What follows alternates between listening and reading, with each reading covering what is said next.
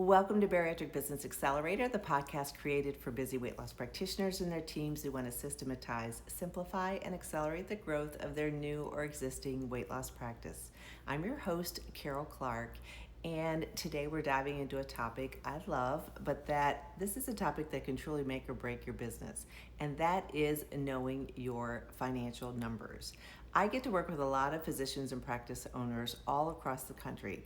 Most are in weight loss, a few are in other specialties, but some of them, they are able to rattle off their key metrics without even looking at a spreadsheet, especially a number of them I've worked with for a while, but the vast majority really aren't able to identify these numbers. And sometimes they're not even interested in knowing them.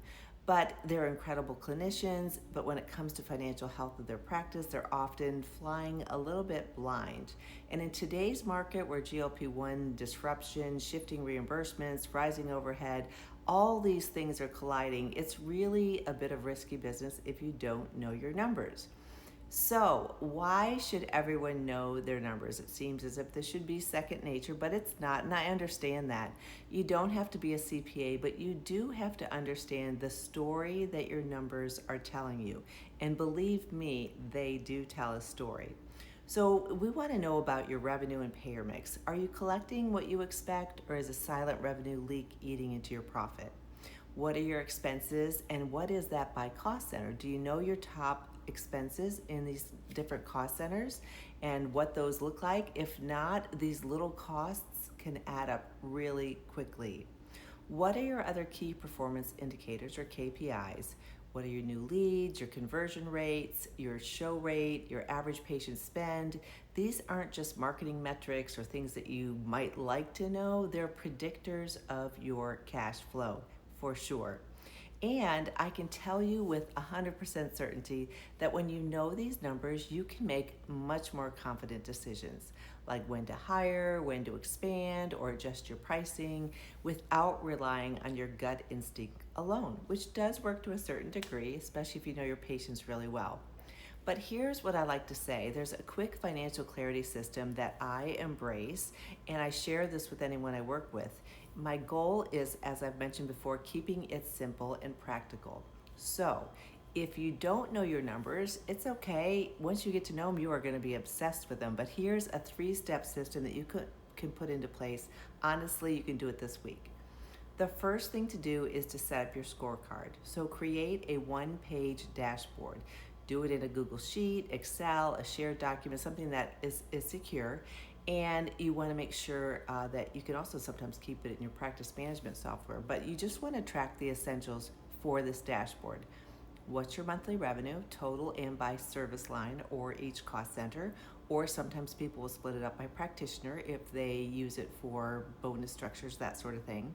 Second, your total expenses, your profit and loss, your profit margin. And then we want to look at your new patient leads, the conversion rate for those that become patients, and the average revenue spent per patient. Second, in this stage or this process is to schedule a 30-minute money meeting with yourself, with your top people at your office, with your accountant, with your consultant, however that's working. A 30-minute meeting can be enough. Once a month, block 30 minutes with your key decision makers.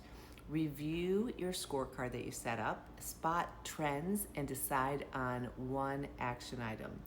There's no endless spreadsheets, just focused numbers, focused discussions, and clear next steps by the time you leave that money meeting. The third thing to do is to assign ownership.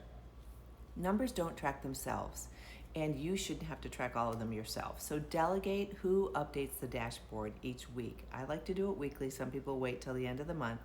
Is it your office manager? Is it who leads your billing and collections, or an outsourced bookkeeper? Or is it, who is it that you trust to create your dashboard? Your role is to then review and act, not drown in data entry. We know practitioners have far more important things to be doing with their time. The system, this 3-step system, takes less than an hour a month once it's fully set up, and it gives you the clarity to lead with confidence. And knowing your numbers, it isn't about becoming an accountant like I mentioned earlier. It's about protecting your mission, serving more patients. Start with the scorecard that we talked about, schedule your money meeting, and watch how quickly small decisions can create really big results and create so much clarity for you. If you're interested in my easy to follow Healthy Bottom Line Financial course for practitioners and their teams, you can find the link below. For anyone who registers, I'll actually throw in a complimentary call with me and we can go through your numbers together and I can help you set up your dashboard. But anyhow, if you act on that. If not, just take this information, take it back to your team. You can implement it yourself, like I say this week. Remember, financial clarity, it's not optional. It's your secret weapon for growth. And until the next time, keep building a practice that transforms lives and thrives financially. I enjoy having you here. If you haven't subscribed, please subscribe. Don't forget to click, check out below how to reach out to me.